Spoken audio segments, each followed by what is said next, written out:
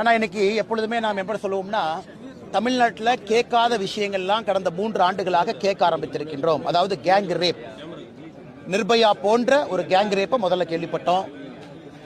பட்டி தொட்டி கிராமத்துல எல்லாம் பாலியல் வன்கொடுமையை கேள்விப்பட ஆரம்பிச்சோம்.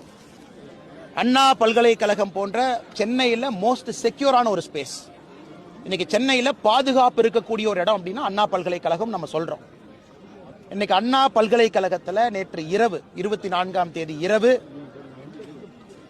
ஒரு சகோதரன், ஒரு மாணவி, அவர்கள் இருவருமே நள்ளிரவில் அண்ணா பல்கலைக்கழகம் உள்ள இருக்கக்கூடிய அந்த உட்டடி ஏரியா, அதாவது மரங்கள் அதிகமாக இருக்கக்கூடிய பகுதியில் தனிமையில் பேசிக் கொண்டிருந்த பொழுது மர்ம நபர்கள் 2 பேர் வந்து அந்த மாணவனை அடித்து சென்று விட்டு 4வது ஆண்டு படிக்கக்கூடிய மாணவனை, 2ஆம் ஆண்டு படிக்கக்கூடிய அந்த மாணவியை கொடூரமாக பாலியல் வன்கொடுமைக்கு ஆளாக்கி இருக்கின்றார்கள், உடல் காயத்தோடு. தமிழ்நாட்டில் இதுவரை நம்ம கேட்காதிருந்த எல்லா விஷயத்தையும் கேட்க ஆரம்பித்திருக்கின்றோம்னா என்ன அர்த்தங்க? ரத்தம் கொதிக்கிறது.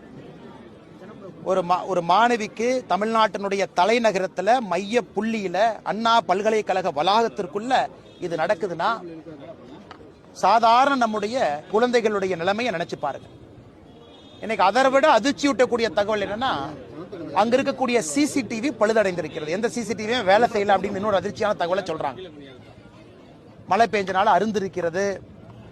ஆரம்பகால தடவியல் தேவையான இன்வெஸ்டிகேஷன் என்ன பண்ணணுமோ அதற்கே தடையா இருக்குன்னு.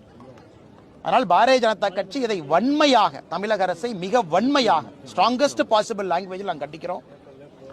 முதலமைச்சர் அவர்கள் உறங்கிக் கொண்டிருக்கின்றார்களா? காவல்துறையை கையில் வச்சிருக்கிறாங்க. ஒரு குற்றமும் அடுத்து நடக்கக்கூடிய குற்றத்தை பார்க்கும் பொழுது முன்னால் நடந்த குற்றம் அதிர்ச்சி அளிப்பதா இல்லை. இந்த குற்றத்தை பார்க்கும் பொழுது இதற்கு முன்பு அதிர்ச்சி அளிச்சது அதிர்ச்சி இல்லை. அப்படி ஒன்றொரு குற்றமும் போட்டி போட்டுக்கொண்டு தமிழகத்தில் சட்டம் ஒழுங்கு என்பது செத்துவிட்டது.